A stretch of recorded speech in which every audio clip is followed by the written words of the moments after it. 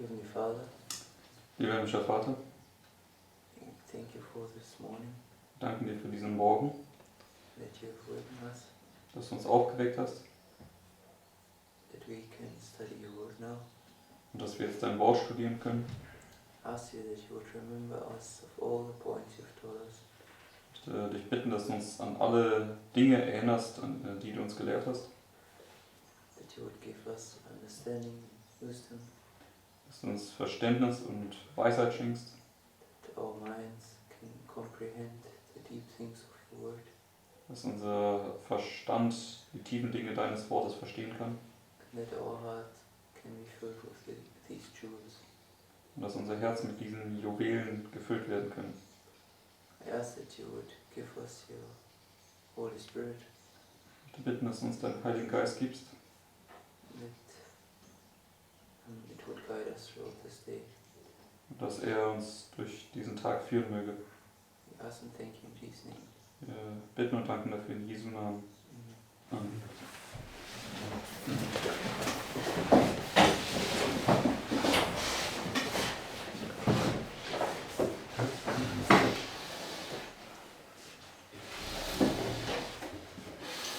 Okay, I've put a quote in the live stream. Ein Zitat in die Livestream-Gruppe gepostet.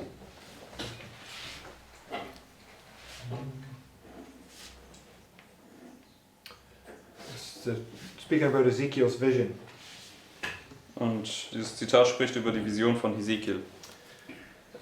It says, "This lesson is taught in a wonderful symbolic representation given to the prophet Ezekiel during his exile in the land of the Chaldeans.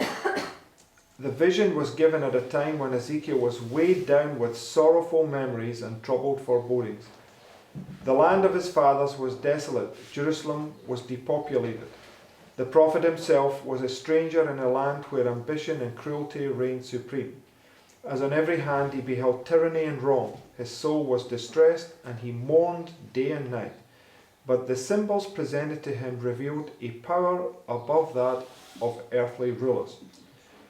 Upon the banks of the river Sheba, Ezekiel beheld a whirlwind seeming to come from the north.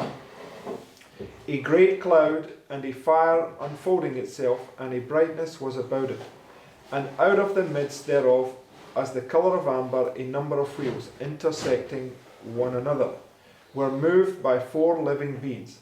High above all these was the likeness of a throne, as the appearance of a sapphire stone, and upon the likeness of the throne was the likeness as the appearance of a man above upon it. And there appeared in the cherubims the form of a man's hand under their wings. The wheels were so complicated in arrangement that at first sight they appear to be in confusion, right? So that's where we're at right now, right? Also schreibt ihr, dass auf den ersten Blick diese Räder wie Verwirrung erschienen. Okay, so as we are striving to bring all these things together, to some people it appears like confusion. Das ist, wo wir momentan stehen. Also wenn wir jetzt hier gerade versuchen, diese ganzen Dinge hier zusammenzubringen, mag es für manche so wie Verwirrung aussehen. But they moved in perfect harmony. Heavenly beings, sustained and guided by the hand beneath the wings of the cherubim, were impelling these wheels. Above them, upon the sapphire throne, was the Eternal One, and round about the throne a rainbow, the emblem of divine mercy. As the wheel-like complications were under the guidance of the hand beneath the wings of the cherubim, so the complicated play of human events is under divine control. Amidst the earth and tumult of nations, he that sitteth above the cherubim still guides the affairs of the earth. So, the point that I want to make here, right, is we're right before this waymark here. Punkt, den ich machen möchte, ist, wir befinden uns ja hier unmittelbar vor dieser Wegmarke hier. 5th day of the 4th month. Right? 5. Tag des 4. Monats. Which is the point where Ezekiel had this vision. Und das ist ja der Punkt, wo Hesekiel diese Vision hier hatte. Okay, and we understand that that vision there is the exceeding bright light. Und wir verstehen, dass diese Vision das überaus helle Licht darstellt. And I just want to make a point. Go to Deuteronomy 29. Ich möchte jetzt einen weiteren Punkt machen. Gehen wir zu 5. Mose 29.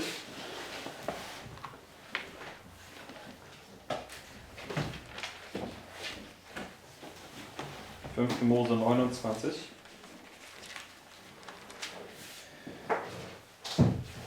It states in verse 29, Und es sagt uns dann hier im Deutschen, das ist Vers 28.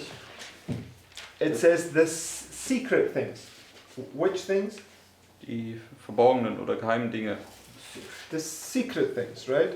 Die geheimen Dinge Belong unto the Lord our God, but those things which are revealed, right, belong unto us and our children forever, that we may do all the words of this law, right? So they're secret things, das sind geheime Dinge. and they're revealed to us. It's nothing to do with your worldly intellect, whether or not you understand the Bible. Und die sind uns offenbart und das hat überhaupt gar nichts damit zu tun, ob du ein Intellekt hast, um die Bibel zu verstehen oder nicht. Okay, the Bible is. Let's go to Isaiah 55. Gehen wir jetzt zu Jesaja 54. And verse.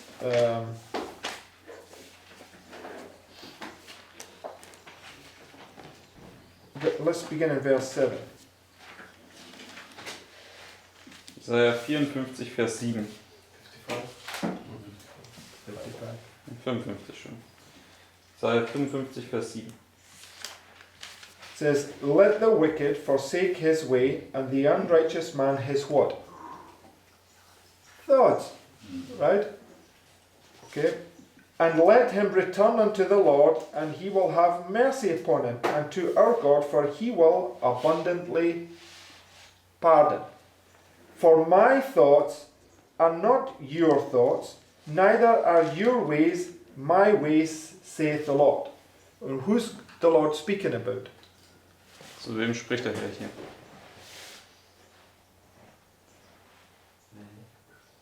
Human beings, right? Zu Menschen. Okay, it's not just focusing on one person or one group of persons. He's saying to every human being, this is who the Bible is speaking to, right? Also er spricht das hier letztendlich zu jedem menschlichen Wesen. "For my thoughts are not your thoughts, neither are your ways my ways, saith the Lord. For as the heavens are higher than the earth, so are my ways higher than your ways, and my thoughts than your thoughts." Right? So, and then it says, Vers 9, und jetzt geht's weiter. "For as the rain cometh down, and the snow from heaven, and returneth not thither, but watereth the earth, and maketh it bring forth and bud, that it may give seed to the sower and bread to the eater." So how did God's thoughts come to you? How are they revealed? Bis Vers 10 haben wir jetzt gelesen. Wie kommen Gottes Gedanken zu dir? Wie werden sie offenbart? As the rain, right? Wie der Regen. Okay, so John in the book of Revelation, Also jetzt zum Beispiel Johannes im Buch Offenbarung, right? When he was given the revelation, what was it likened unto? dass ihm die Offenbarung gegeben wurde. Wie wurde das dargestellt? Oder womit wurde es verglichen?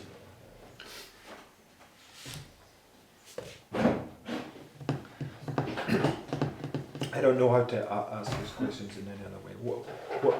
When John got the revelation, what was it likened unto? When I'm saying likened unto, it means the Bible tells you something that it was like. Also womit wurde die Darstellung in Johannes, als er die Offenbarung erhalten hat, womit wurde das verglichen? What did it say about when? That's the revelation of Jesus. Yes, no, I'm talking about when Sister White, for instance, said that John got it. What was it? What was it representing? Was stellt es dar? Weißt du, was hat Ellen White gesagt? Likened unto means that she's telling you information about that event, what it's been Also wenn das portrayed as. verglichen wird, dann gibt sie die Information, okay, dieses Ereignis wird mit dem und dem verglichen. Likened unto is a type, means that it's something that happened then, but it's pointing to something else, right? So if you're likening something unto something, it's telling you, pointing you to something. Ein Typos, es vergleicht also etwas, weist sich auf etwas hin. Yeah, the second coming. Sie sagt, es war das zweite Kommen. But in the very same quote, it says John was given a message to the 7 churches, right? Beim selben Zitat sagt Ellen White, Johannes wurde dann eine Botschaft gegeben an die 7 Gemeinden. Well, say at Christ's second coming, there's no message going to any churches, right? Bei dem buchstäblichen Kommen Christi, da gibt es keine weitere Botschaft, die an irgendwelche Gemeinden geht. So, how does Christ come to us? Also wie kommt Christus also folglich zu uns? As the rain. It's the same thing here as it says in Isaiah, right? Als der Regen, das ist das, was auch Jesaja hier sagt. Okay, so this second coming of Christ is prefigured by the first coming of Christ, right? Also die Wiederkunft, das zweite Kommen Christi ist durch das erste Kommen Christi vorausgeschattet. Where did Christ come the first time? Und wo kam Christus das erste Mal?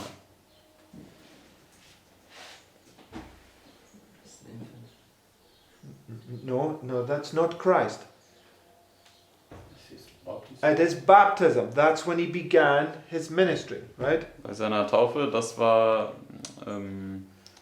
sein Dienst, den er anfing. That's when he became the Christ. That's when he became the anointed one. Das ist, wo er Christus wurde, wo er der Gesalbte wurde. And how was that illustrated? Und wie ist es dargestellt worden?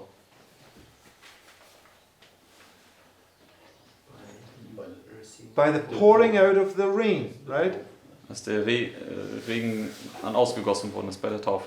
So we understand that the John here on Patmos, Ezekiel, Christ's baptism, etc., they're all a parallel to this waymark right here, right? Das ist Christus, die Taufe, dann hier Johannes auf Patmos und so weiter, das ist alles in Parallel hierzu. Just one point, I mean, what he said was not entirely wrong, right? No, but I didn't. I said, when did Christ come? Christ did not come at his birth, right? Also die Frage war, wann ist Christus gekommen? Und Christus ist nicht bei seiner Taufe, bei seiner Geburt gekommen, sondern er wurde erst der Christus bei der Taufe. Okay, Christ is the Messiah, is the anointed one, and he became the anointed one at his baptism.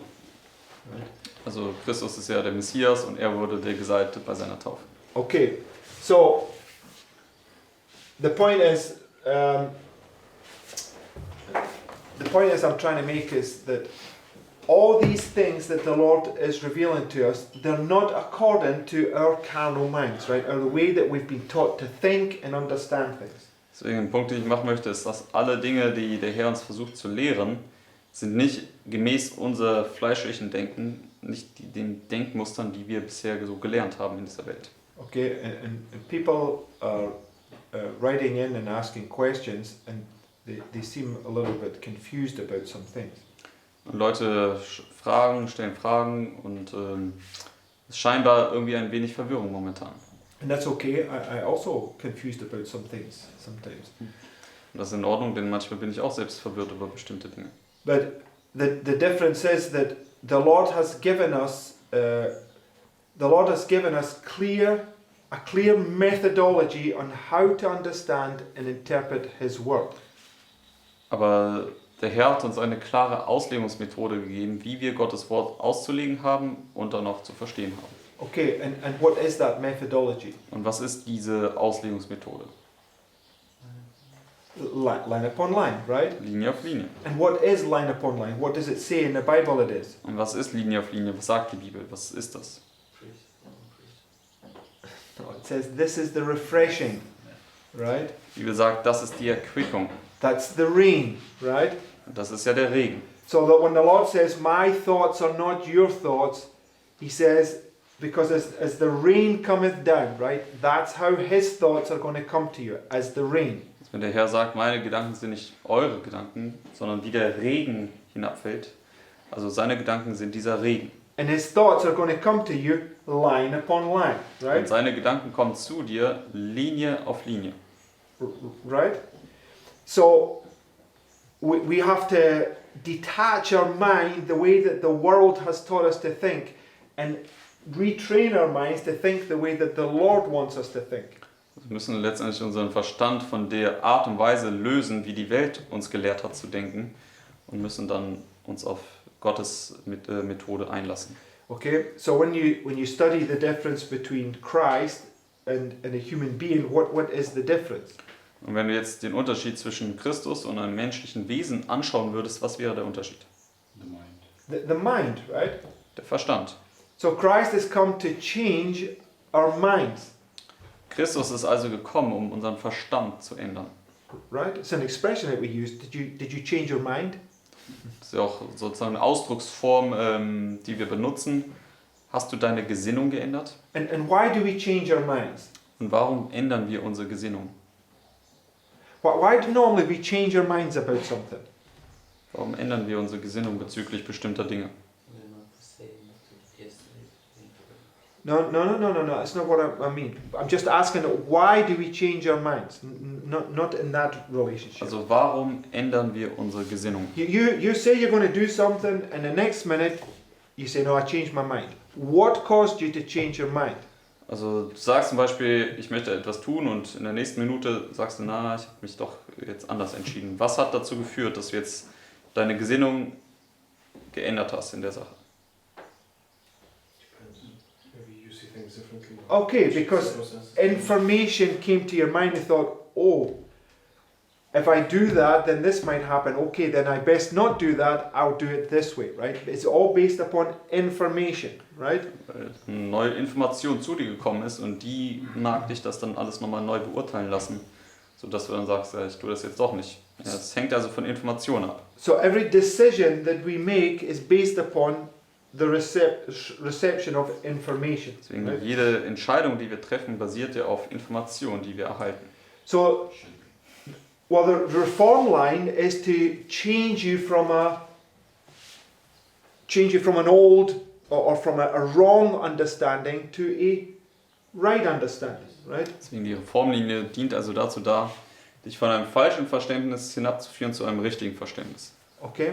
So we need to understand the Lord is trying to change our minds back into a way that we were thinking in the beginning. Beginning, I mean, Yeah, when He created us, right? When our minds were like, also der Herr möchte uns wieder in diesen Ausgangszustand versetzen, also unseren Verstand wieder in den Ausgangszustand versetzen, so wie damals, als er uns geschaffen hat.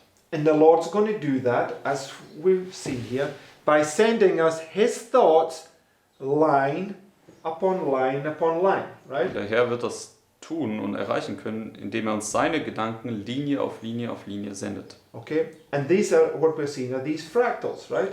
Und das ist, wie wir dann auch sehen können, sind dann zum Teil diese Fraktale. Okay? So, just think about a fractal, right? That we see in nature, right? Denkt einfach an ein Fraktal, wie wir das in der Natur betrachten können. Because somebody was asking me questions about types yesterday.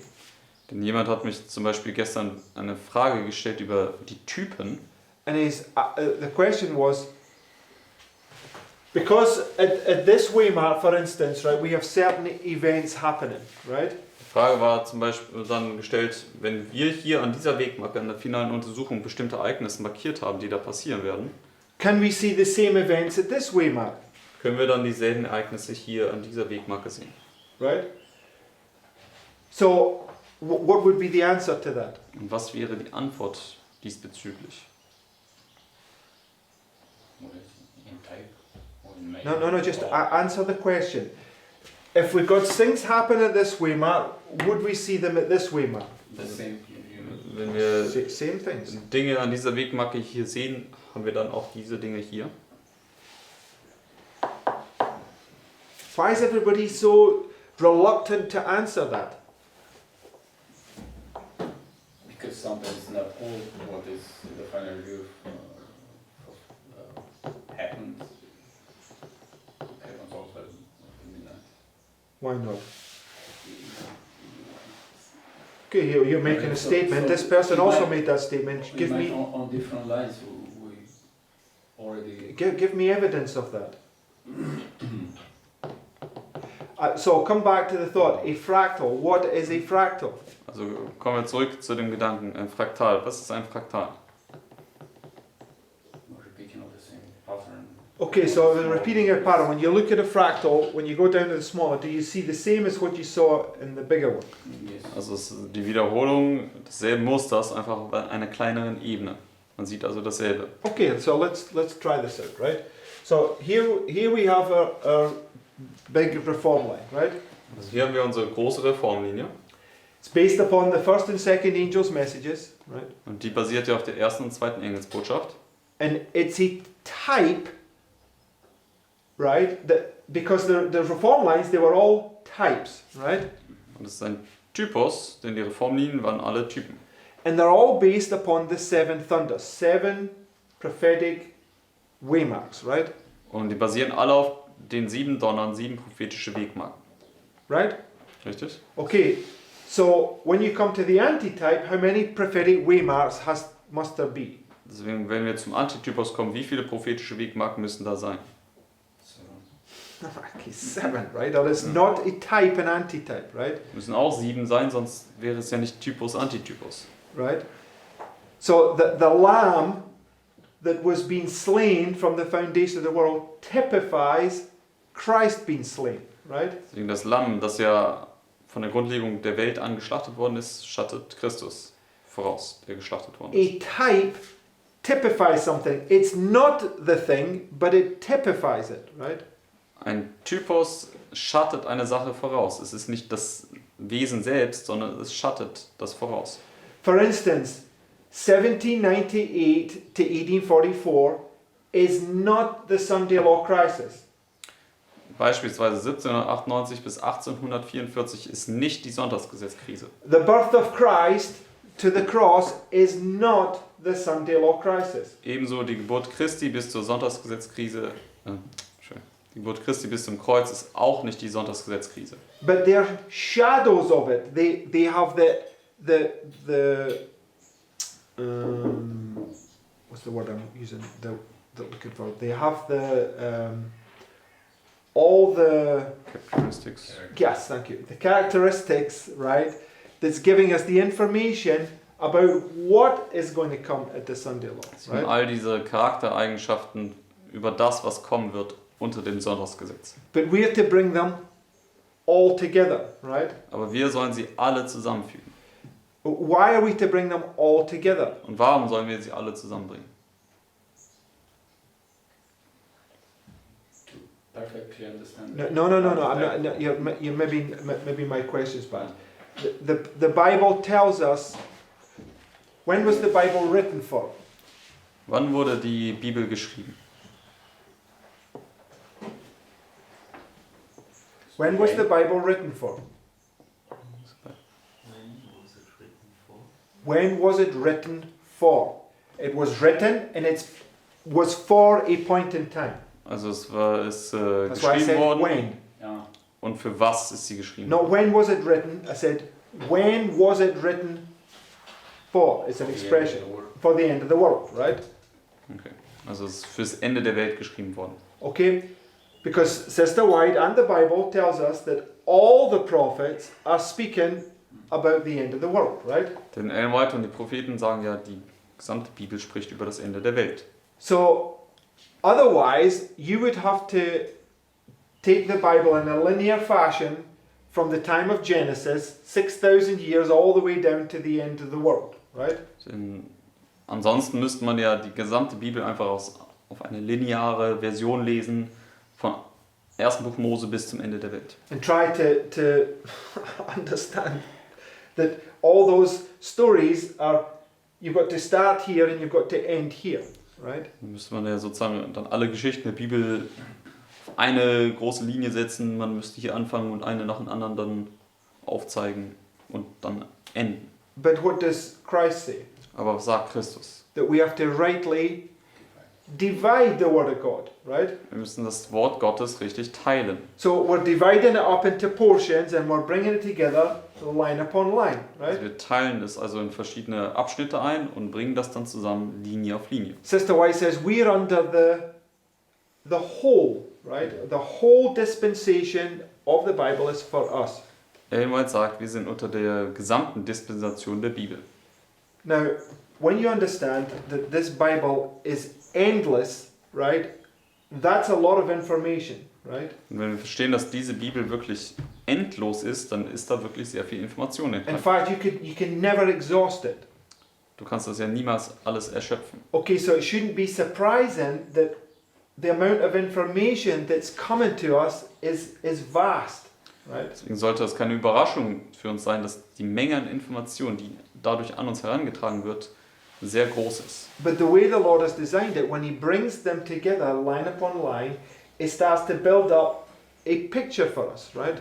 Aber die Art und Weise, wie Gott das alles sozusagen zusammengefügt hat, nämlich Linie auf Linie, hilft, dass dann mit der Zeit ein gewisses Bild entstehen kann. Now, there's a principle when I'm trying to remember this principle myself, but when the prophet becomes the subject in the prophecy, it's representing God's people at the end of the world, if I remember that rightly. Also es gibt ja dieses Prinzip, dass wenn der Prophet Teil seiner eigenen Vision wird, dann repräsentiert er Gottes Volk hier am Ende der Welt. For instance, Ezekiel having this vision that on the 50th, the fourth month is representing God's people that are going to have this vision right here. Zum Beispiel, als Ezekiel hier am 5. Tag des 4. Monats hier diese Vision hat, stellt er Gottes Volk dar, die diese Vision hier haben werden. Right? Richtig? Okay, so on our big line here, right, we have this illustration, 7 thunders from 1798 to 1844. Also auf unserer großen Linie haben wir also diese Darstellung hier von 1798 bis zum 22. Oktober. Okay, it's a type, right? Das war ja damals ein Typus. 1798 to 1844 is how many years? 1798 bis 1844 sind wie viele Jahre? 46, right? 46 Jahre. Okay, now we know, as Sister White says very clearly, that the 7 thunders was the history of the first and second angels' messages. Ellen White ist sehr deutlich, dass diese Geschichte hier von 1798 bis 1844 die Geschichte der ersten und zweiten Engelsbotschaft war. Okay, and they are repeated under the third. Und die wiederholen sich dann aber unter der dritten.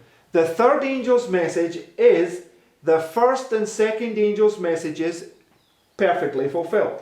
Die dritte Engelsbotschaft ist nichts anderes, als dass die erste und zweite Engelsbotschaft sich dort perfekt erfüllen. Because your conviction of sin is the first message, a message of righteousness is the second, that prepares you for the judgment, right? Die Beführung von Sünde ist die erste Engelsbotschaft und dann eine Botschaft der Gerechtigkeit, die zweite Engelsbotschaft. Und das beides bereitet dich vor, im Gericht zu bestehen. Die dritte. So under the third angel's message, the first and second angel's message come to you to prepare you for the judgment. Right? Deswegen also unter der dritten Engelsbotschaft kommt die erste und zweite Engelsbotschaft zu dir, um dich für das Gericht vorzubereiten. When does the third angel's message begin? Und wann fängt die dritte Engelsbotschaft an? At the Sunday law, right? Sonntagsgesetz. So at the Sunday law, we know that the first and second angel's messages are going to repeat. Und wir wissen, dass unter dem Sonntagsgesetz die erste und zweite Engelsbotschaft sich wiederholen werden. So if this is a type and it's the first and second angel's messages, Und wenn das hier ein Typus ist und es die erste und zweite Engelsbotschaft ist, it's typifying the Sunday law crisis, right? dann schattet es das Sonntagsgesetz voraus. Okay. So this is where the Lord starts to open our minds to things, right? Und das ist jetzt, wo der Herr anfängt, unseren Verstand für Dinge zu öffnen. So let's just take the line of Moses, right? Lass uns jetzt zum Beispiel die Linie des Mose betrachten. Just a parallel line to this one, right? Das ist eine Parallellinie hier zu der Linie der Milleriten. Because in the line of Moses, right, we have a Pharaoh at the beginning and a Pharaoh here, two different pharaohs. Und in der Mose-Linie haben wir diese zwei Pharaonen hier. And they're both oppressing God's people, and they're both a representation of the Sunday law crisis. Und beide unterdrücken Gottes Volk und beide stellen das Sonntagsgesetz dar. Right? So, in one sense, right, 1798 to 1844 is a representation of the Sunday law crisis. In einem Sinne ist also 1798 bis 1844 eine Darstellung der Sonntagsgesetzkrise. Right? Richtig? Which is represented by which symbol? Welche durch welches Symbol dargestellt wird. What's the symbol for the Sunday law crisis? Was ist ein Symbol für die Sonntagsgesetzkrise? The 1260, right? 1260. From 538 to 1798, right? 538 bis 1798. So this whole representation, right?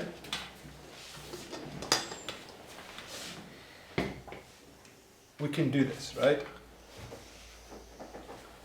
Die gesamte Darstellung ist dann hier eine 1260. Right? Richtig? And we've gone through this many times, right? So this reform line is typifying a time of trouble where when it comes, the Lord is going to reform you and bring you down to the closed door, right? Wir haben das ja schon gezeigt, dass also diese Reformlinie letztendlich eine Zeit darstellt, wo Gott dich reformieren wird und dich zur geschlossenen Tür hinabführt. It's the parable of the 10 virgins, right? Das ist das Gleichnis der 10 Jungfrauen. Okay? From the time of the end, where the Sunday law begins, until the door closes, Von right? der Zeit des Endes, wo das Sonntagsgesetz beginnt, bis zur geschlossenen Tür hinab. Right? But under that Sunday law crisis, the types are teaching us what? Aber unter der Sonntagsgesetzkrise, was lehren uns die Typen hier? It's broken down, right? So Dass that es noch einmal niedergebrochen wird in kleinere Teile. so what it's shown us is that that same Sunday law crisis is also being prefigured from this point to this point, right? Das zeigt uns letztendlich die Sonntagsgesetzkrise, die gesamte Sonntagsgesetzkrise wird nochmal vorausgeschattet von dem Punkt bis zu dem Punkt. And also from this point to this point, right? Aber auch von dem Punkt zu dem Punkt. Richtig? At this point with this information, you don't have to understand that. You just have to see and go, okay, I acknowledge that, right? Also zu diesem Zeitpunkt, da musst du noch nicht unbedingt sagen, ja, ich verstehe das jetzt alles, sondern ich muss erstmal sehen, okay, ich kann das sehen, ich kann das anerkennen. Right? So what we have is we have a time of trouble, and in the time of trouble, we have two times of trouble, right? Also was wir halt haben, ist eine gesamte Zeit der Trübsal und unter dieser Trübsal haben wir dann nochmal 2 Zeiten der Trübsal. Now if that's correct, right, based upon the principle of repeating patterns, when you go down smaller, you should see the same pattern, right? Wenn das richtig ist, basierend auf dem Prinzip der sich wiederholenden Muster, müsste das dann ebenso gelten, wenn wir noch kleiner gehen, dass wieder dasselbe Muster da ist. Okay. Now remember, 1798 to 1844 is 46 years. Right? Denkt an, 1798 bis 1844 sind 46 Jahre.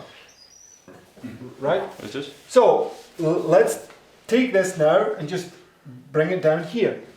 Lass uns das also jetzt hier nehmen und hier hinabbringen. Because remember, the Sunday law is an illustration of what? We just mentioned it earlier. Denn denkt dran, das Sonntagsgesetz ist eine Darstellung wovon? Wir haben das vorhin erwähnt gehabt. It's the 7 thunders, which is an illustration of the first and second angels' messages. Das sind die 7 Donner, was auch die erste und zweite Engelsbotschaft ist. Right? So therefore, we should be able to show that this is represented by 7 thunders. Right? Deswegen sollten wir in der Lage sein, auch zu zeigen, dass dieses Sonntagsgesetz hier durch 7 Donner dargestellt wird. Right. So we just take that, we put it here, 7 thunders, and we'll line it up. Right? Deswegen nehmen wir das, legen es hier aus und setzen es parallel. Right. So now we have this is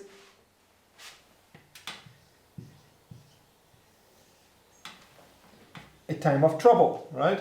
Deswegen, wenn wir das jetzt hier machen, ja, dann sehen wir, dass das alles hier eine Zeit der Trübsal ist, eine 1260. Okay, but what have we been learning about the Sunday law crisis? Aber was haben wir über die Sonntagsgesetzkrise gelernt? Matthew, Mark, and Luke. In Matthäus, Markus und Lukas. How many times of trouble do we have? Wie viele Zeiten der Trübsal haben wir dort? 2 times the trouble. 2 Zeiten der Trübsal. And they're represented by, or excuse me, they're prefigured by Und sie sind wodurch vorausgestattet? World War I and World War II, right? Sie sind vorausgestattet durch den Ersten Weltkrieg und durch den Zweiten Weltkrieg. Okay, so why is that significant Warum ist das irgendwie von Bedeutung in relation to what we've already been looking at? in Bezug auf das, was wir bereits hier uns anschauen? The time period, you mean the 4 and 6. Okay, yes, right? Das ist die Zahl 4 und 6, also 4 Jahre, 6 Jahre.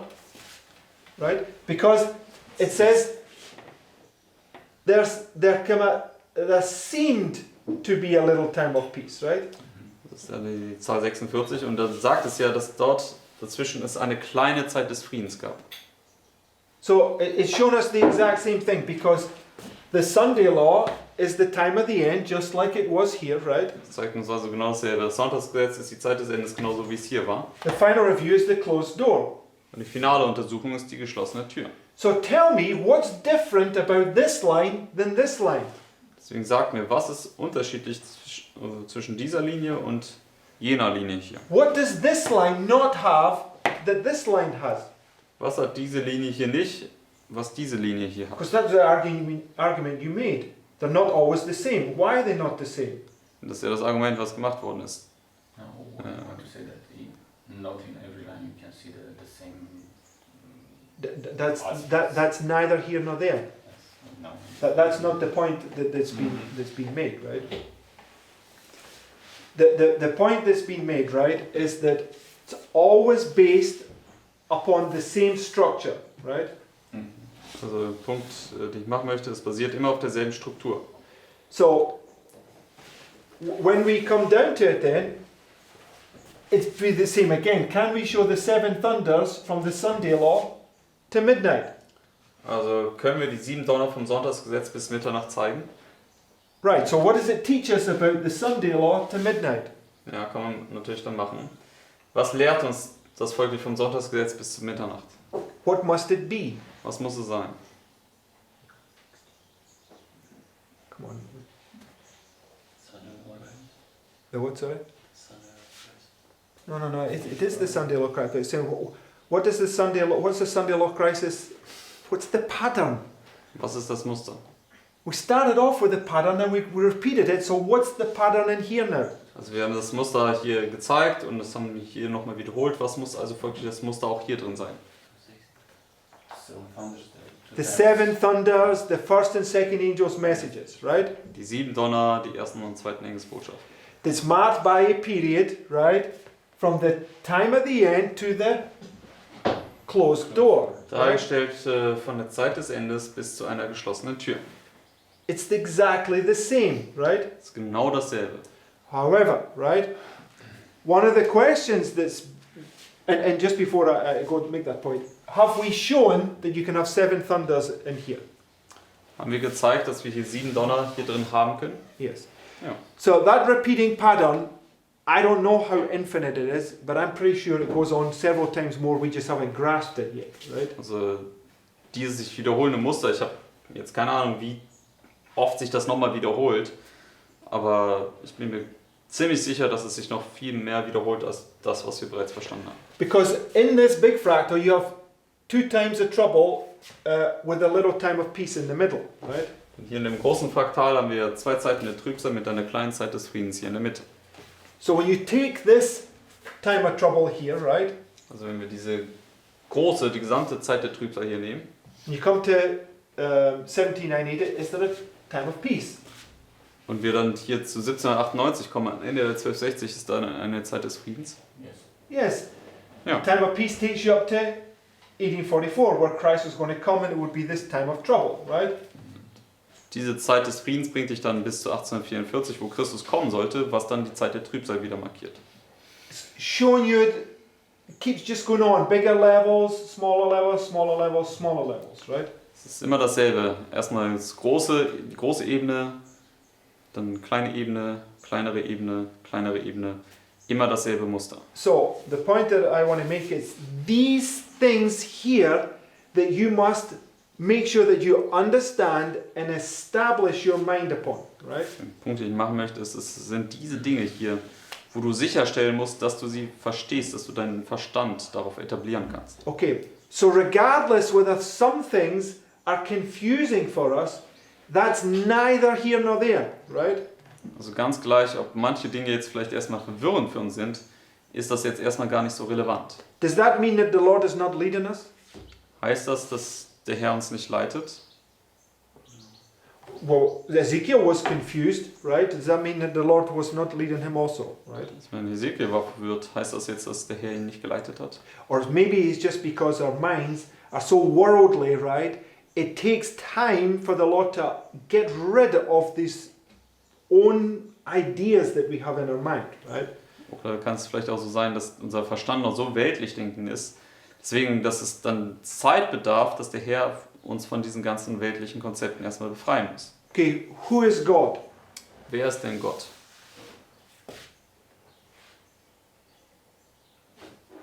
Alpha and Omega, the first and the last. Yeah, he's the Alpha and Omega, the first and the last. He's the same yesterday, today and forever, right? Alpha und Omega, erst und letzte, er ist derselbe gestern, heute und in Ewigkeit. What does that say about who is the God that's the same yesterday, today and forever? Wer ist der Gott, der derselbe ist gestern, heute und in Ewigkeit?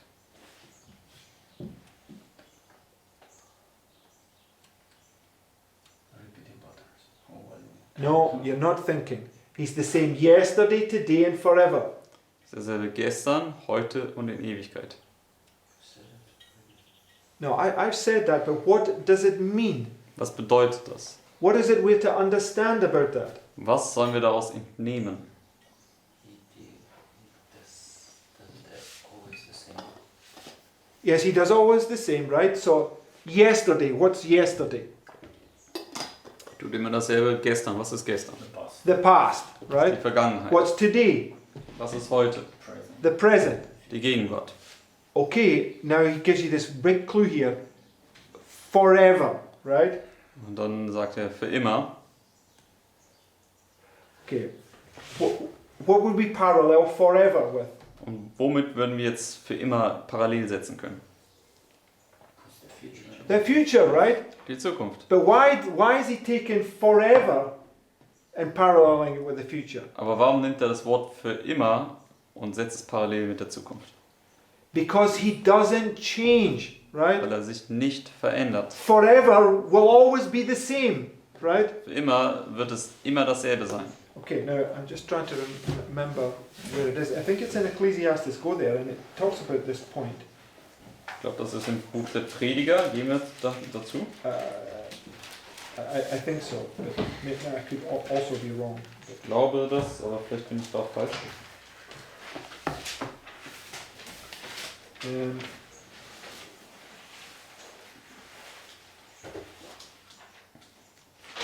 I think it's.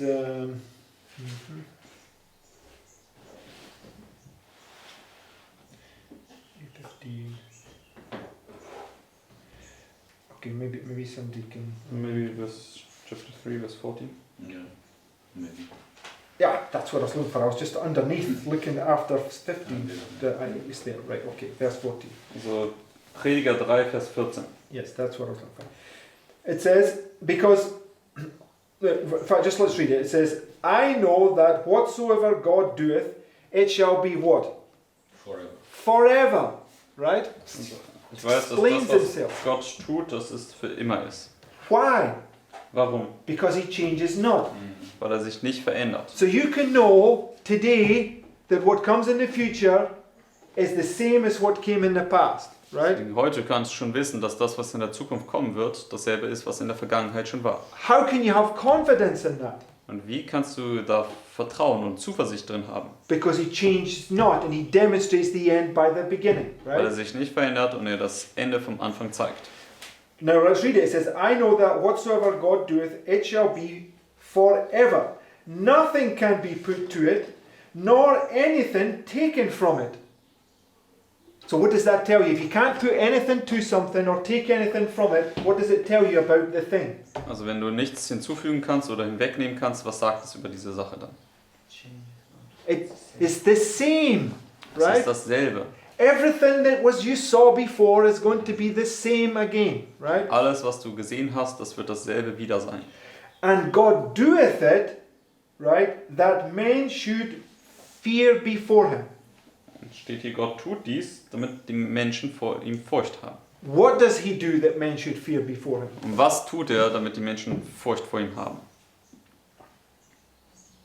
Come on, guys, open your minds. It's repeating that, yeah? Or what? The past. He does the past, right, so that you know he doesn't change. It's going to be forever. It's going to be exactly the same, right? Also er wiederholt die Vergangenheit, damit du weißt, dass es immer dasselbe sein wird. So when you saw what he did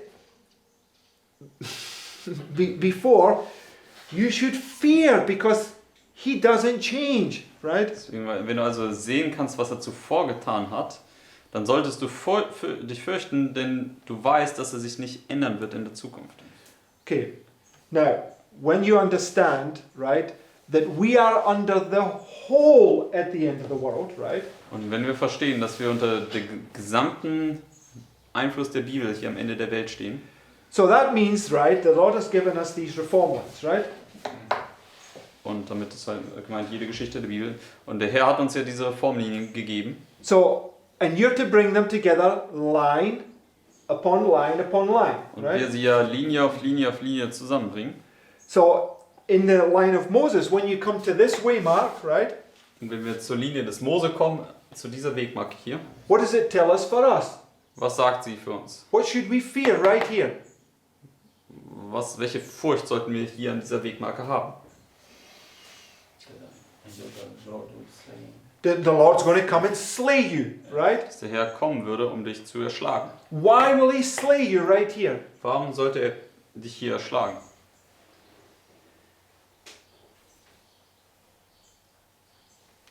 Why don't we know? Warum wissen wir das nicht? If you don't receive the life, or No, if you're not circumcised, he's going to slay you, right? Also wenn du nicht beschnitten bist hier, wird er dich erschlagen. And what, okay, so now just bring it to Christ's line. What happened to Christ right there? Nun bringen wir es jetzt zur Linie von Jesus. Was ist mit Jesus hier passiert? baptized. Yeah. Okay, which is the receiving of the latter rain, right? Wurde hier getauft, was auch nichts anderes ist als das Empfängnis des Spätregens. So baptism is circumcision, right? Und die Taufe ist ja die Beschneidung. It's the new birth, right? Das ist die neue Geburt. So if you don't have the new birth here, what's going to happen to you? Wenn du diese neue Geburt hier nicht erhältst, was passiert mit dir? You're going to be slain. Du wirst erschlagen. Can we be confident in that? Können wir da Zuversicht hineinsetzen? Yeah, it can be. Because we should fear, right? Ja, das können wir, denn wir sollten uns ja fürchten, sagt die Bibel hier. Right? Richtig? So regardless whether some things come and we don't fully grasp it, you have all these principles that show that God does not change. What he does in the past, he's going to do again, right? Also ganz gleich, auch wenn wir nicht alle Einzelheiten jetzt immer direkt verstehen, haben wir diese Prinzipien, wo wir wissen können, dass der Herr sich nicht verändert und das, was war, wird wieder sein. Okay, so now we've been looking at the stories of all these false prophets, right? Und wir haben uns ja die Geschichten all dieser falschen Propheten angeschaut. And we also understand this principle, right? The external illustrates the internal, Und wir right? verstehen ja auch das Prinzip, dass das Externe das Interne darstellt. So the man of perdition, the Pope, is illustrating, or so the son of perdition, the Pope, is illustrating the son of perdition, Judas, right? Also der Mensch der Sünde, der Papst, stellt ja den Sohn des Verderbens, Judas, dar. So when we understand that this, right, is the time of the end to the closed door, right? Und wenn wir verstehen, dass das hier die Zeit des Endes bis zur geschlossenen Tür ist, It's an illustration of the wise and foolish virgins, dann right? ist das eine Darstellung der klugen und törichten Jungfrau. Which Sister White says is an illustration of the 12 disciples, with Judas, right? Judas is the foolish virgin. Ellen sagt, dass es auch eine Darstellung der 12 Jünger ist, denn Judas war ja die törichten Jungfrau. So when Judas gets to this point right here, what's happening to him? Und wenn Judas jetzt hier zu diesem Punkt hier kommt, was passiert mit ihm? What's he receiving? Was erhält er dort?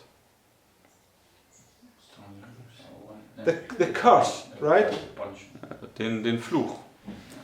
Okay, let's test that now, right? Lass uns das jetzt mal testen. Because here's the reform line of the Millerites, right? 1798, 1844. Das ist jetzt hier die gesamte Reformlinie der Milleriten 1798 bis 1844. What does she parallel 1844 with in Christ's line? Und womit setzt sie 1844 parallel in der Linie von Jesus? The cross. The cross, Mit right? dem Kreuz. And according to the book of Galatians chapter 3, what is the cross? Und gemäß Galater Kapitel 3, was ist das Kreuz? Curse. The curse, Das ist der right? Fluch. So Christ, when he went on the cross, he paid the price of the curse for us that we don't have to be cursed, right? If we believe in it, right? Als Christus also ins Kreuz gegangen ist, hat er den Preis des Fluches bezahlt, sodass wir das nicht erhalten müssen. So we've already established, right, that this is this right here, right? Wir haben ja bereits etabliert, dass die gesamte Linie auch hier zu finden ist im Fraktal. Deswegen haben wir das ja auch ausgespannt. Right? Richtig? Okay, so I can do that, right? Kann hier folglich das Kreuz dann hier hinsetzen, richtig? Not making anything up, we're just basing it upon all the repeating patterns and the principles, right? Ich mache da jetzt nicht irgendwie was Neues dann mit auf, sondern es ist basierend auf den wiederholenden Mustern und den Prinzipien. Now you can go through all the reform lines from here all the way back and you won't find anything here with a cross at it. Und du kannst jetzt zu all den vergangenen Reformlinien gehen und sehen, du wirst hier nirgendwo das Kreuz finden. So does that mean that I'm adding to God's word now that I make the cross there? Heißt das jetzt, dass ich jetzt hier irgendwas zu Gottes Wort hinzufüge, wenn ich jetzt hier das Kreuz hinsetze? No, because it Right. doesn't change, right? Weil er sich nicht ändert. So when we get to this point right here, one group is going to receive the curse, another group is going to receive the blessing, right? Wenn wir hier zu diesem Punkt kommen, dann sehen wir, dass eine Gruppe den Fluch erhält und eine andere Gruppe den Segen. Okay. What about this way, Mark? Deswegen, was ist folglich hier dann mit dieser Wegmarke hier? Based upon it's the same, right? Es muss dasselbe sein. One group is going to be cursed, another group is going to be blessed. Eine Gruppe wird verflucht werden, eine andere Gruppe gesegnet. Okay, so the latter rain, how does it come? Der Spätregen, wie kommt er? I know it comes line upon line, but I'm on about in a physical representation. Now, how is it represented in the Bible? Also der kommt The latter rain. Linie auf Linie, aber in einer physischen Art und Weise. Wie kommt der Spätregen? How did it come in biblical history? Wie kam er historisch gesehen? Pentecost. Yes, so fire. Pentecost. It came down as fire, right? An Pfingsten in Form von Feuer. So the fire is the blessing, right? Das Feuer ist der Segen, Okay, but let's look at the curse, right? aber lass uns den Fluch anschauen. Go to 2 Thessalonians. Gehen wir zu 2. Thessaloniker.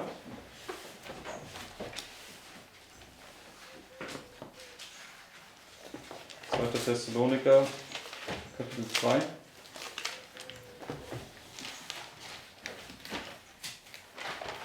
Chapter 2.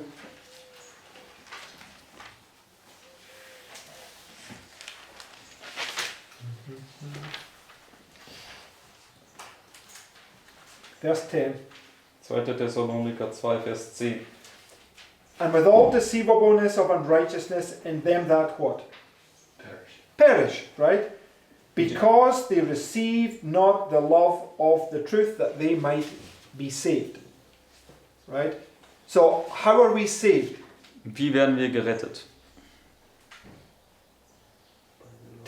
By having a love for the truth, right? Indem wir eine Liebe zur Wahrheit haben. And practicing that truth, right? Und natürlich diese Wahrheit dann auch umsetzen. Because John 8:32 says, "Ye shall know the truth, and the truth shall make you free." Right? Denn Johannes 8, Vers 32 und 33 sagt uns, du wirst die Wahrheit erkennen und die Wahrheit wird dich frei machen. Okay? It's a reception of truth into your heart, and practicing that truth is going to set you free from this sin that dwells in our hearts. Das Right? ist also die Empfängnis der Wahrheit und dann das Umsetzen der Wahrheit, was dich letztendlich frei machen wird. But what does the son of perdition do? Aber was macht der Sohn des Verderbens hier? tells you, what does it do? What does he do in verse 11? Was macht er hier in Vers 11, der Sohn des Verderbens? 11. Deceives. No, it says he believes a lie. Yes. Steht hier, er glaubt eine Lüge. It says, choose ye this day whom you will serve, right? Sagt er, wählet heute, wem ihr dienen wollt. Keep your place there. Go to Romans chapter 6. Haltet euren Finger hier, gehen wir jetzt zu Römer 6.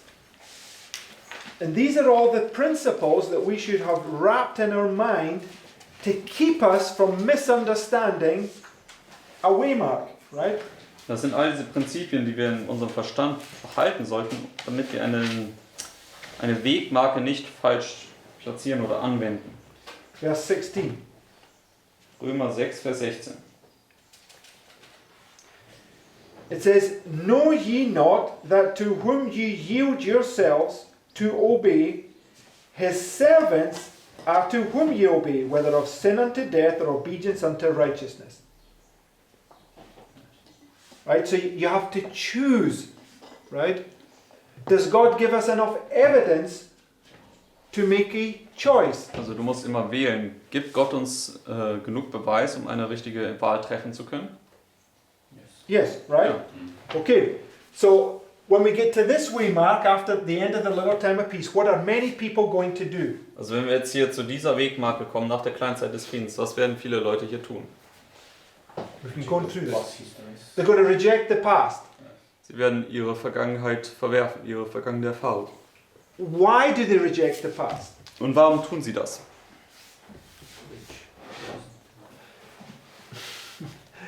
No, I'll tell you why they reject the past, right? Go back to Ecclesiastes chapter 3. Ich möchte euch das zeigen, warum sie das tun werden. Gehen wir zurück zu Prediger 3.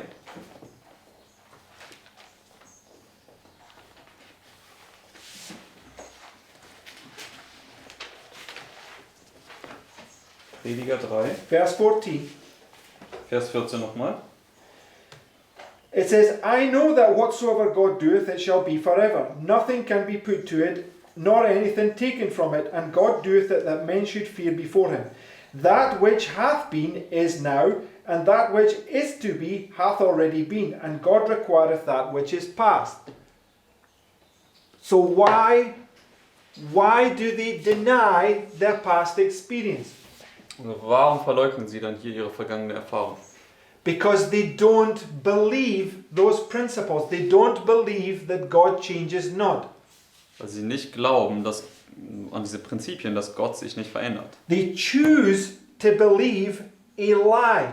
Sie wählen, eine Lüge zu glauben. They trust in their senses and their evil hearts rather than in what God says it will not change.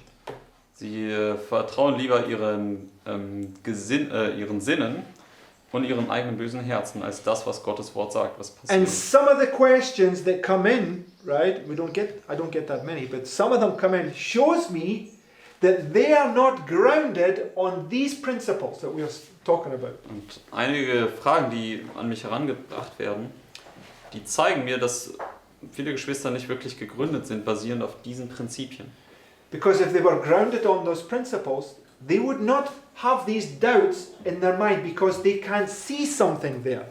Denn wären sie gegründet auf diesen Prinzipien, dann würden sie nicht diese Zweifel in ihrem Verstand haben, weil sie bestimmte Dinge dann jetzt noch nicht sehen können.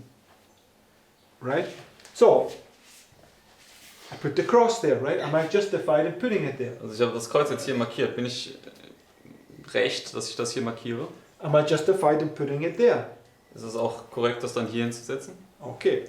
So, the blessing comes as fire, right? Und der Segen, er kommt ja in Form von Feuer. How does the curse come?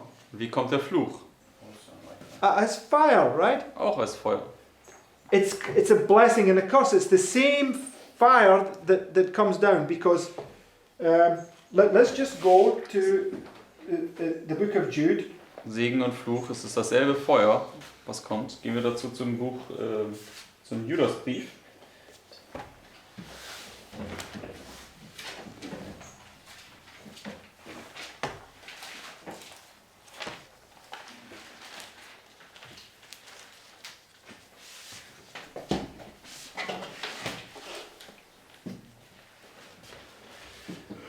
And verse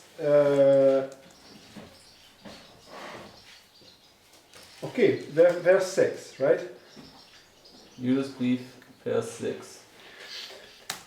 And the angels which kept not their first estate, but left their own habitation, he hath reserved in everlasting chains under darkness unto the judgment of the great day. Right? So the angels that left their first estate, he's reserved them to judgment, right? Also die Engel, die ihren ersten Zustand verlassen haben, die hat er zum Gericht aufbewahrt. And in verse 7 it tells us how that judgment's going to look like, Vers right? 7 sagt uns dann, wie dieses Gericht aussehen wird. Even as Sodom and Gomorrah and the cities about them in like manner, giving themselves over to fornication and going after strange flesh, are set forth as an example, suffering the vengeance of eternal fire. So when the judgment comes, what is waiting for you? Also wenn das Gericht kommt, was wartet auf dich?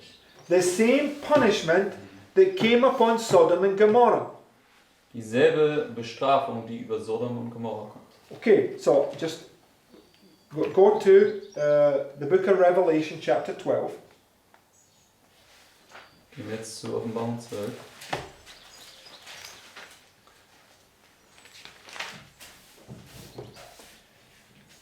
So, how did those angels leave their first estate? Wie haben diese Engel ihren ersten Zustand verlassen? Anybody got the answer? Hat irgendjemand die Right there in Antwort? Revelation 12. Sagt uns hier in Offenbarung 12. He rebelled against God. So, okay. He rebelled against God. No, I'm saying the answer. How did they leave their first estate? How is it being illustrated? Wie haben sie ihren ersten Zustand verlassen? Wie wird das hier dargestellt? Kicked out. Okay, but I'm asking a question. How is it being illustrated? Think about what I'm saying. Right? Your minds are thinking your own thoughts. So the stars. Okay, now we're getting there. Verse 4. Read it for us, please, Philip. Offenbarung 12, Vers 4 sagt, die Sterne fallen auch vom Himmel. And he stayed through the third part of the stars of heaven, and it cast them to the earth. And the dragon stood before the woman, which was ready to be delivered, for to devour her child as soon as it was born. So, how did those angels leave their first estate? How is it illustrated? Also wie haben diese Engel ihren ersten Zustand verlassen? Wie ist das dargestellt? They're illustrated as stars falling from heaven, right? Dargestellt als Sterne, die vom Himmel fallen. So go to Revelation chapter 6. Gehen wir jetzt zur Offenbarung Kapitel 6. Verse 13. Offenbarung 6, Vers 13. It says, And the stars of heaven fell unto the earth, even as a fig tree casteth her untimely figs when she's shaken of a mighty wind. Who is the fig tree? Wer ist der Feigenbaum? Church. God's people, right? Gottes Volk. That's the fig tree, right? Das ist der So- Feigenbaum. The figs falling off the fig tree, what's it parallel to? Stars falling, right? Und die Feigen, die jetzt hier vom Feigenbaum fallen, wird mit Sternen verglichen, die vom Himmel Okay, fallen. so now go back to 2 Thessalonians. Jetzt gehen wir zurück zu 2. Thessaloniker 2.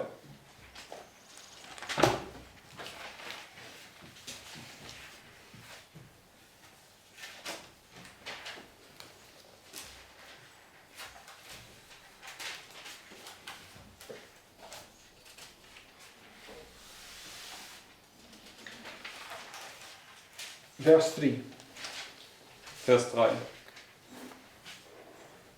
Let no man deceive you by any means, for that day shall not come, except there come what?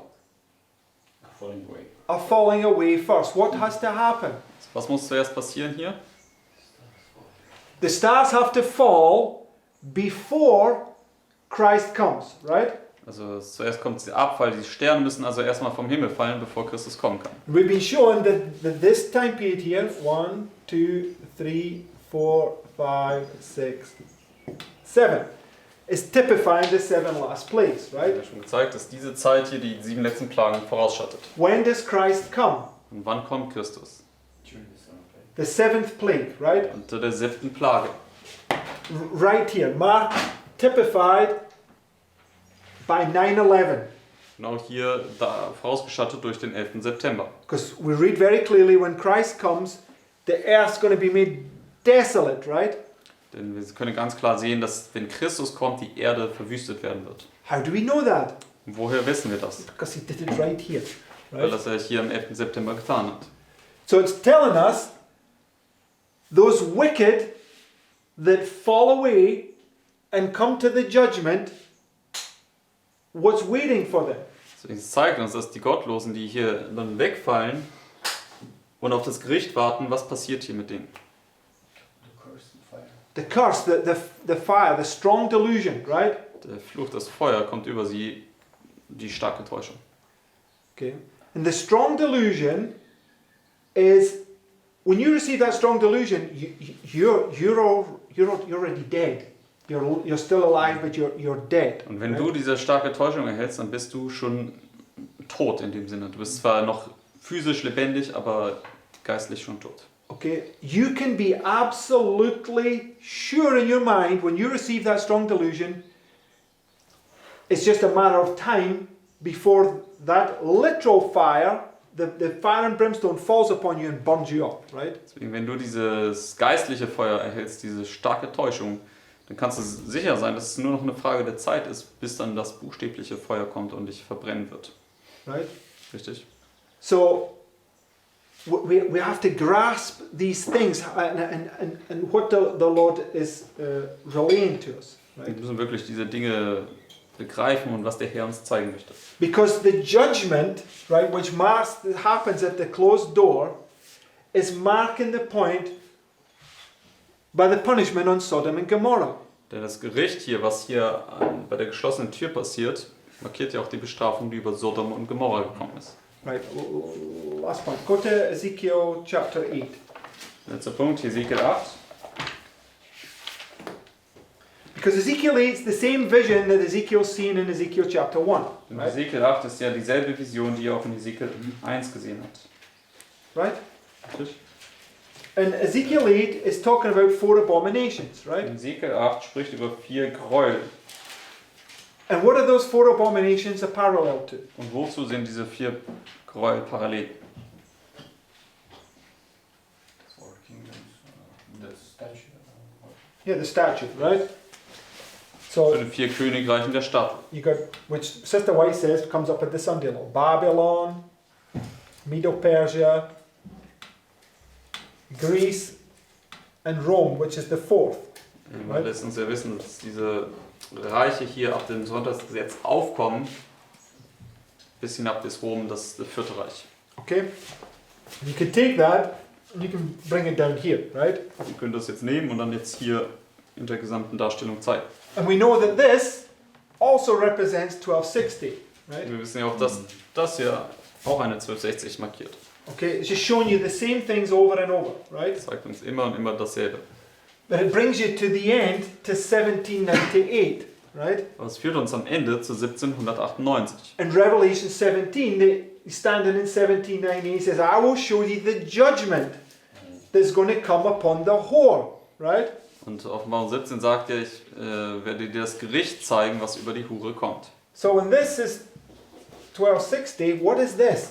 Wenn das hier eine 1260 ist, was ist dann das hier? Auch eine 1260. So when you come to 1798, what's John getting shown? Wenn du zu 1798 hier kommst, was wird dem Johannes also gezeigt? The judgment, right? Das Gericht. What did we say the judgment was in the book of Jude? Und was haben wir gesehen? Was ist das Gericht im Buch Judas? Eternal fire. Oh, Yes, but how was it illustrated? by the destruction of Sodom and Gomorrah. Destruction of Sodom and Gomorrah. Das right? ewige Feuer, dargestellt durch die Zerstörung von Sodom und Gomorra. Okay, so my last question, right, is are those false prophets likened unto Sodom and Gomorrah? Die letzte Frage an euch ist, sind diese falschen Propheten mit Sodom und Gomorra irgendwie verglichen? Right. Ja. Okay. Why did 9/11 happen? Warum ist der 11. September passiert? What was it marking? Was markierte das?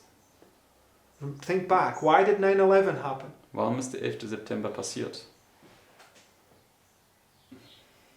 Come on, brothers and sisters. Look, in book of Jeremiah, okay, let Adam and Eve, right? When they sinned, what happened to the earth?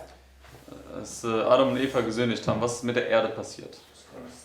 Cursed, and it brought forth thorns and thistles, right? Es ist verflucht worden und es hat Dornen und Disteln hervorgebracht. And it teaches us in the book of Jeremiah that when God's people commit whoredoms, the land gets cursed, right? Das Buch Jeremia zum Beispiel lehrt uns auch, dass wenn Gottes Volk sündigt, dann wird auch das Land verflucht. Why did 9/11 happen? Because it's the curse. Warum ist der 11. September passiert? Und es markiert ja den Fluch. Spiritual formation. Yeah, the spiritual formation that they brought into the church, right? Das ist diese geistliche Bildung, diese Spiritual Formation, die in die Adventgemeinde eingeführt worden ist. Cause and effect, right? Ursache und Wirkung. So when you understand that 9/11 was a judgment on the land because of the sin of the church, Wenn du verstehst, dass der 11. September ein Gericht über das Land war wegen der Sünde der Gemeinde, von Gottes Volk, what are we going to see right here? was werden wir dann folglich hier sehen am Mitternacht? A judgment upon the land because of the sin of this movement, right? Ein Gericht über das Land wegen der Sünden dieser Bewegung. What about Australia, right? Was ist mit Australien? What happened to Australia this year? Was ist mit Australien dieses Jahr passiert? It was burning up, right? Es ist verbrannt worden. Could they put those fires out? Konnten sie diese Feuer alle so auslöschen? No. Okay, so why? Warum? Who comes from Australia? Wer kommt aus Australien? Lambert, das. Yeah, these people that had taken the truth and now they've all turned from it, right?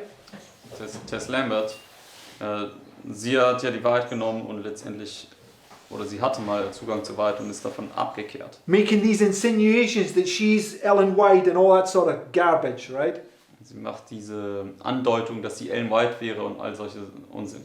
What about another ministry that was part of this movement that lives in another country? Did something similar happen right there? Was mit einem anderen Ministry, was Teil der Bewegung war und dann abgefallen ist, ist etwas Ähnliches da passiert? Let's think about Portugal, right? Lass uns zum Beispiel an Portugal denken. It went on fire, right? This whole area that their ministry was in was burning, right? And they couldn't put those fires out. Also die gesamte Gegend, wo sie ihren Sitz hatten, ist verbrannt worden. Und sie konnten die Feuer nicht austun. And you know why it happened?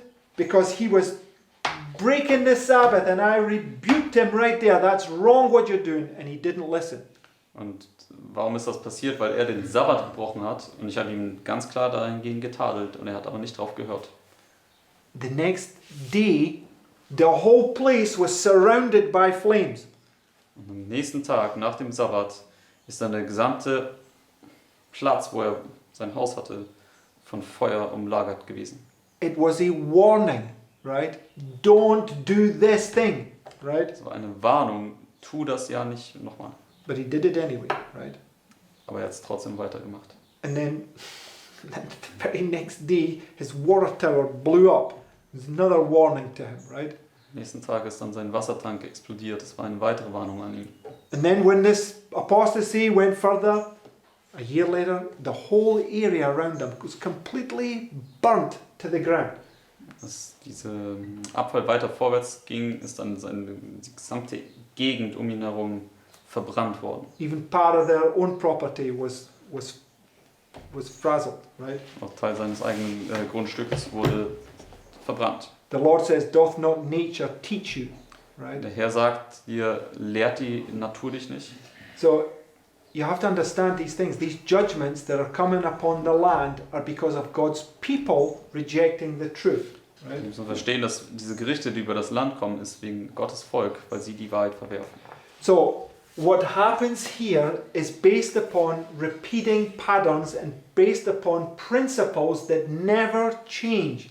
Right? Also was hier passiert, ist basierend auf wiederholenden Mustern und basierend auf Prinzipien, die sich nie verändern. And the Lord is going to confirm those thoughts very soon, right? Und der Herr wird diese Gedanken sehr bald auch bestätigen. Amen? Mhm. Yes. Right, well, much more that we could talk about that, but I pray that it helps us to think a little differently.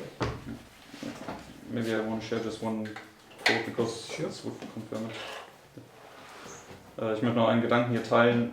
Ich habe ein Zitat im Livestream gepostet. Just the fire, that it's one time a blessing and one time a curse. Yes. It says in the great controversy, while the earth was wrapped in the fire of destruction, the righteous abode safely in the holy city. Upon those that had part in the first resurrection, the second death has no power. While God is to the wicked a consuming fire, he is to his people both a sun and a shield. So for some he's a consuming fire, and for the others the same fire is a sun and a shield. Yes. Also für manche ist er dieses verzehrende Feuer, also für die Gottlosen, aber dann für die Gerechten ist dieses Feuer dann eine Sonne und ein Schild. Okay. Also sieht man, das Feuer ist ein Segen und ein Fluch, nachdem, wo du stehst. Okay, so let's close in prayer. Lass uns mit Gebet abschließen.